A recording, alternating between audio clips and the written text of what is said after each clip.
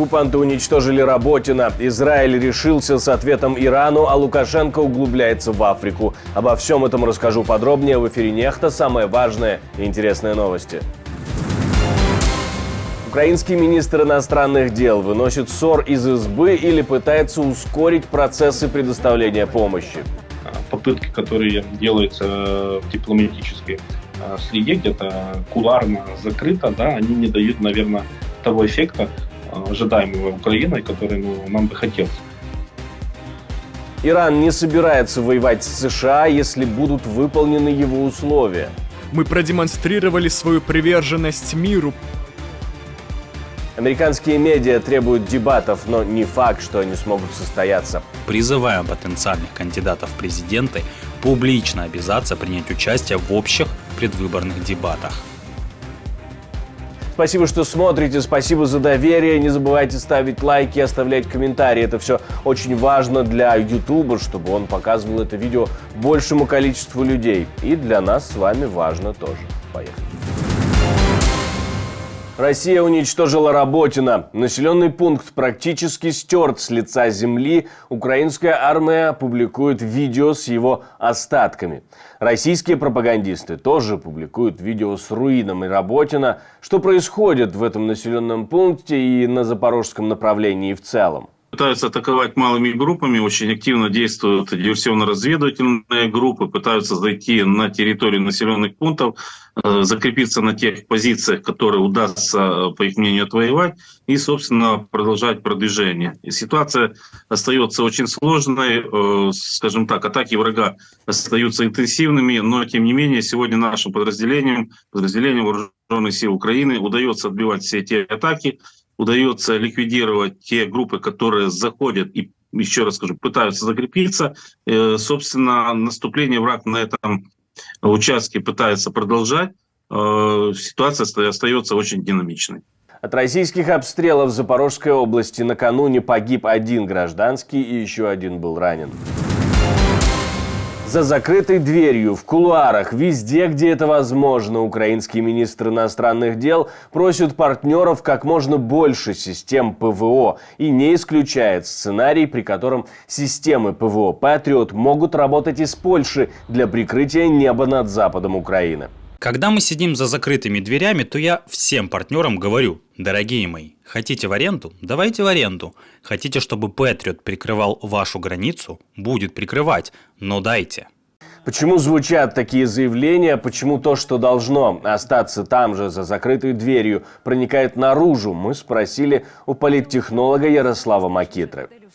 Попытки, которые делаются в дипломатической среде, где-то кулуарно закрыто, да, они не дают, наверное, того эффекта, ожидаемого Украиной, который нам бы хотелось Украине. Поэтому приходится эту всю информацию, много информации, по крайней мере, давать публичное пространство и таким образом пытаться воздействовать, давить на дипломатию, на политиков, на истеблишмент на западных стран. Поэтому это, возможно, это начало новой коммуникации или же возвращение коммуникации, которая была, если мы припомним, весной 2002 года, когда Украина много апеллировала к обществам западным, политикам публично, говоря о том, что закройте нам небо. Возможно, это возвращение к той, скажем так, такой тактике, стратегии влияния на позицию западного мира, а не просто там разовое заявление. Если партнеры Украины пойдут на то, чтобы защищать украинское небо со своей территории,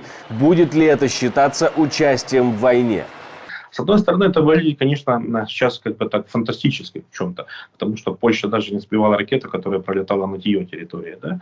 Но здесь все зависит от развития событий на фронте. Вот события, которые, и не только в Украине, вот события, которые были сейчас, удар Ирана по Израилю и так далее, где очень сильно как раз вмешивались и противодействовали западные силы. И нарастание конфликта в целом, развитие войны в Украине, российской, имею в виду, как будет происходить событие, насколько критично и так далее. Это все может побудить и к таким действиям. Мы видим смену риторики Франции, которая там всерьез обсуждает возможность введения какого-то ограниченного, но тем не менее контингента военного на территории Украины. Поэтому эти те или иные решения, они могут быть приняты. Поэтому Украина, наверное, делает шаг вперед, пытается уже моделировать ситуацию на будущее, потому что влиять на такое решение сейчас это, повторюсь, выглядит маловероятным, но в принципе, если вести такую коммуникацию и об этом говорить, как минимум это может привести не к тому, что будут сбивать с территории Польши из Одессы, но по крайней мере может быть возможно будет больше систем Patriot или других систем ПВО в Украине, поэтому чтобы хоть как-то ответить так Украине и помочь изменить для себя эту неприятную, очевидно, для Запада историю. Мы видим уже, Германия согласилась дать одну батарею, по крайней мере, то, что известно в СМИ. Поэтому, логика здесь такая, при России, очевидно, больше получишь то, что смогут дать. Джо Байден во время телефонного разговора с руководством Конгресса призвал таки принять законопроект о помощи Украине и Израилю. Посмотрим, что из этого выйдет. В России продолжает разгуливать стихия. Пока, по заявлениям федеральных медиа, дети в Орске возвращаются к очным занятиям в школах, в Томске смывает еще одну насыпную дамбу. Уровень реки Томь в городе приближается к критическому. Он повысился за сутки почти на метр. 150 домов под городом уже затоплены. А в Курганской области сообщают об эвакуации почти 13 тысяч человек. Большинство разместились у родственников. Для тех, кому негде переждать паводок, развернуты пункты временного размещения ПВР. В ПВР с учетом размещенных в медучреждениях маломобильных граждан и граждан, нуждающихся в уходе, находится 825 человек, в том числе 156 детей. Израиль может нанести ответный удар по Ирану уже сегодня. Об этом пишет The Wall Street Journal со ссылкой на свои источники среди американских чиновников. Но в то же время New York Times пишет о том, что американскому президенту удалось таки отговорить Израиль от ответного удара. А в иранский МИД тем временем вызвали послов Британии, Франции и Германии и обвиняют их в двойных стандартах. Представители этих стран заранее выступили против предложенного России в Совете Безопасности ООН заявления, в котором осуждалась атака по Дамаску, в результате которой погибли высокопоставленные офицеры иранского корпуса стражи исламской революции и дипломат. Пишет об этом Reuters. Из-за чего, собственно, Иран и решил отомстить Израилю. Военные действия Ирана против баз сионистского режима вполне вписываются в рамки права на законную оборону, предусмотренного статьей 51 Устава Организации Объединенных Наций, и являются ответом на ряд преступлений, включая недавнее нападение на посольский комплекс в Сирии. Но на заседании Совета Безопасности ООН российские и китайские представители призывали к сдержанности, видимо, намереваясь убедить Израиль не наносить удары в ответ. В этой связи отмечаем сигнал Тегерана о нежелании дальнейшей эскалации военных действий с Израилем. Настоятельно призываем Западный Иерусалим последовать его примеру и отказаться от практики провокационных силовых действий, акций на Ближнем Востоке, чреватых крайне опасными рисками и последствиями в масштабах всего региона и без того дестабилизированного в результате обострения палестино-израильского противостояния. Мы также отметили, что, по словам Ирана, его военные действия были ответом на агрессию Израиля против его дипломатических помещений, и этот вопрос можно считать завершенным. Китай призывает заинтересованные стороны проявить максимальное спокойствие и сдержанность и разрешить свои разногласия и споры в соответствии с целями Устава ООН и международного права, чтобы предотвратить любую дальнейшую эскалацию. Посол Ирана в ООН предупредил о том, что Тегеран не собирается воевать с США на Ближнем Востоке, но оставил себе право на ответ в случае проведения военных операций США против Тегерана. Иран не намерен вступать в конфликт с США в регионе. Мы продемонстрировали свою приверженность миру, проявив при этом сдержанность в отношении привлечения американской армии к перехвату иранских беспилотников и ракет, направляющихся к военным целям на оккупированных палестинских территориях. Это подчеркивает нашу приверженность деэскалации напряженности и недопущению расширения конфликта.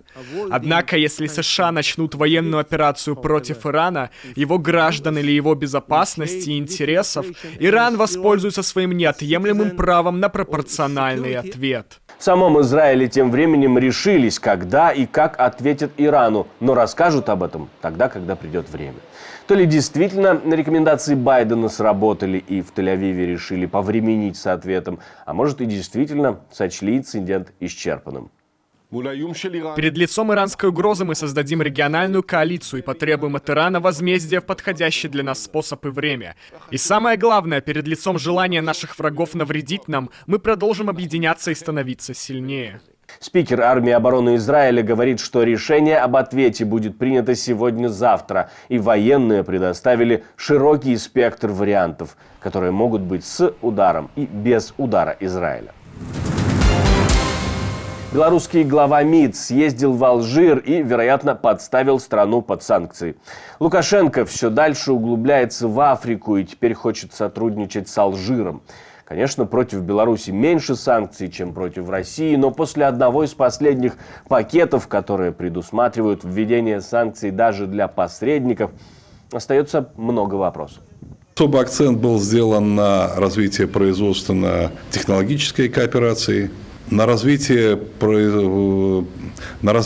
продовольственной безопасности, я бы сказал, даже обеспечение продовольственной безопасности и развитие сотрудничества в области сельского хозяйства. Мы определили конкретные направления приложения нашего взаимодействия, договорились в ближайшее время провести первое заседание межправительственной комиссии по торгово-экономическому сотрудничеству между Беларусью и Алжиром, договорились развивать сотрудничество во многих социально-гуманитарных сферах, таких как образование, наука, технологии, образование, туризм, здравоохранение. Особенно алжирцам пригодится туризм в Беларуси. Ряд американских медиа обратились с открытым письмом к кандидатам в президенты США и призвали провести дебаты. Причем идею поддержали не только республиканские медиа, но и те, которые называют продемократическими. А ABC News напоминает, что Трамп пропустил все дебаты на праймерис и отказался от одних дебатов во время выборов в 2020. Учитывая, что контуры всеобщих выборов 2024 года приобретают четкие очертания, мы, ниже подписавшиеся национальные новостные организации, призываем потенциальных кандидатов в президенты публично обязаться принять участие в общих предвыборных дебатах. Пресс-секретарь Дональда Трампа уже ответила, что тот готов на дебаты с Байденом, а команда Байдена выразила обеспокоенность организации этих дебатов комиссией по президентским дебатам. Группа, которая спонсирует их с 1980-х годов, не уверена в своей способности организовать честный процесс с участием Трампа. Спасибо, что смотрите, спасибо за доверие. Не забывайте ставить лайки и не забывайте оставлять комментарии. Все это очень важно. Любая ваша реакция важна для того, чтобы YouTube показал это видео как можно большему количеству людей. Ну, а у меня на этом все. До встречи и хороших вам новостей.